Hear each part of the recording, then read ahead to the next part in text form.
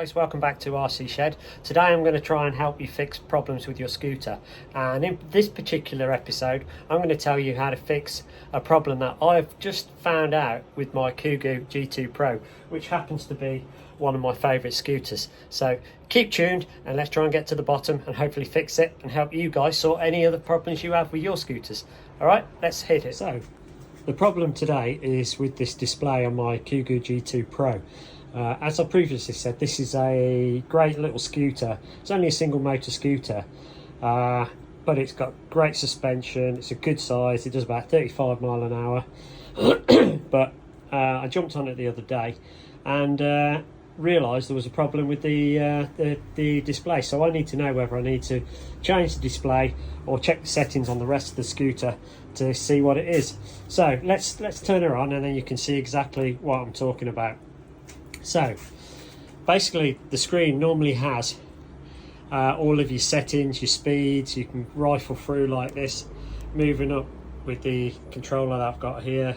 Here's your on off button, here's your manual, so that you can press it and preset things, and these are up and you down, so basically you're going up and down your gears. But the problem is you can't see it, and that is the problem. Here should be a readout of your speed, so that you know exactly how quick you're going, but for some reason it's not there.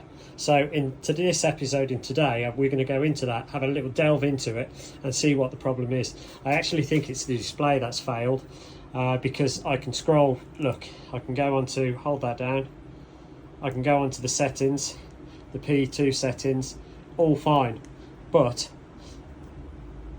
I can't access any of the settings. So I actually think it's the display that is faulty and not a speed sensor anywhere else. So okay, let's crack on with that now. So it appears that the screen is actually dead. So well, not dead, but it's still working, but I can still control and change everything. But the problem is that I need to get a new display. So what I'm going to do, I'm going to run you through the whole process of, you know, it looks quite daunting, but it's actually not, to change your screen. So what I did, I went on eBay, trusty old eBay, and I bought myself a new display. So basically it's exactly the same as the old one, with the you know, mode to change your settings, this, that and the other. So we're going to get and fix that and do it now. So let's crack on with that then. Okay, upside down bit about changing the display, you've got to remove everything from the left hand side of the handlebars. So that includes the brake, the grips, the controller itself, your horn activator, this, that and the other. And also it's the actual back of the controller is held on by these two, obviously, clamps that go over the handlebars, but this hooks into the brains, the ESC and the control box inside the scooter. Now believe me when I say, trying to get this off feels wrong because you're having to pull on it so hard, but don't worry, it is supposed to be like that. And in fact I'll show you right now, because when I first did this I was like, gee, this is going to snap. So behind the scooter, looking from where the controller is, you've got this big cable, and it literally, you can't, I don't know if you can see there, look, you've got the cable that comes through and it goes into that push connection. Right, now you see how hard I'm going to have to pull for this, and trust me, it won't snap, but this is supposed to what it's do. So let's, there you go. And I wasn't lying when I said you really need to pull. So okay, so that's disconnecting the computer. It's free from the handlebars. Let's start taking this apart. So obviously the first thing we're going to have to do is remove the grips, which is a normal, you know, thing on a scooter when you, there you go, simple as. Next is the control module. That is basically what helps you, you know, your lights and your horn. So I think we're probably going to have to do exactly the same as before. I mean, this looks really savage on your scooter, but unfortunately it's the only way that you can get these off. So let's take that one off. Where did that go? So the next is the brake. So that's a bigger he says that's a bigger tool. I can't remember quite the size of it, but bear with me. Oh, that's it. So I'm hoping we should be able to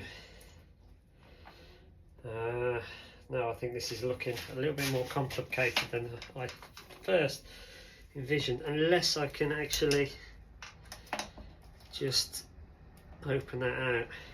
Right, the first problem I've come into is the fact that this brake lever is not going to be able to stretch because of the cable. Let me take this bag off so we can actually see what we're doing, shall we?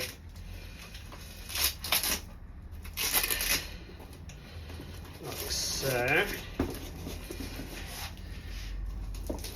Yeah, it's one of those things, a simple job you think is simple actually turns out to be a bit of a mess. So okay, off with the bag. So can will there be enough on the cable to let me we have the dreaded clip again, another one. So this scooter seems to be made up of these.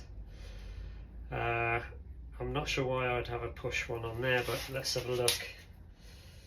I think we should be able to just unplug that like I did the others. Another one of those horrible push setting plugs. That is harsh.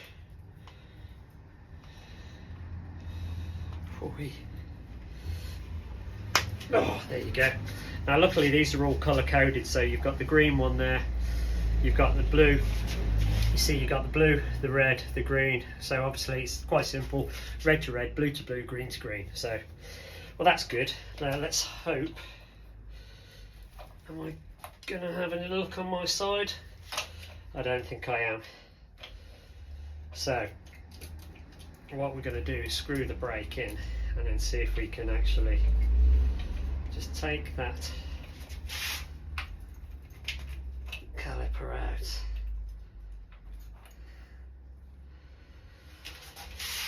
No. So bizarrely I'm going to have to undo the clamps on the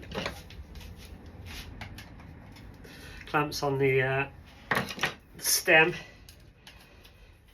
and actually just slide the bars through slightly, so that enables me to get the brake off. So on the back of this control unit will also need to be loosened off. What kind of size is that?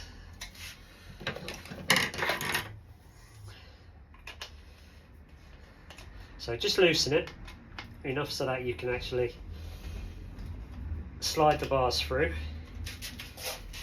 There you go. We're going to come off. Yes. Okay. So there you go. We've got the brakes off. We've got the connectors for the brakes off. Now we've just got this control module. So what we're going to do is totally undo the screws on the back of it, like so. Like so, quite simple. And then hopefully these will pop off. They're in two, there you go. There's actually 4 bolts that do hold them together, so just need to make sure I don't lose the bolts. Okay, so that's one side up.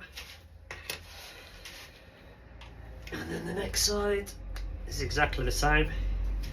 And then this should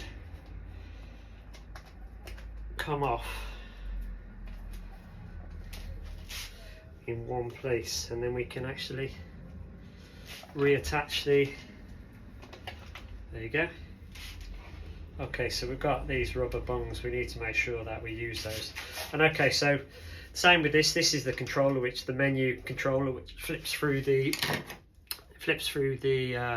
programs. That's just got another bolt in there. You don't need to take it off completely, just loosen it like so. Hey ho. Okay, so there we have it, the old controller. I'm not going to record the next part of it because it's just the reverse process of what we've just done. So let's just skip to when I've actually got it fitted, turn it on and try it. Hopefully it's going to work. Hey guys, so we've done all of it. We've put it all back together. It was a bit more of a faff than I actually wanted to do on video. Save you the grief of having to go through trying to get the back on this, which was a bit of a nightmare, but hey ho. So, moment of truth. Let's see whether I fixed it. Looking good so far. Boom, bingo. As I said, look, we've got the display back on. Let's just see whether we've got okay. There you go. Just go through to scroll down. So we start with 1 again. Looking good. Speed 2, up to 30 mile an hour. And finally, speed 3, 45 mile an hour. Boom. That's a job well done, I reckon, guys. So, if any of you got any issues with your scooters and think that I may be able to help, that I haven't covered in topics on scooters that I'm working for myself, you know, fire it in the comments. I'm always there to try and help, and hopefully this is going to help some of you guys, because it really is hard when these scooters go wrong to know what you're doing.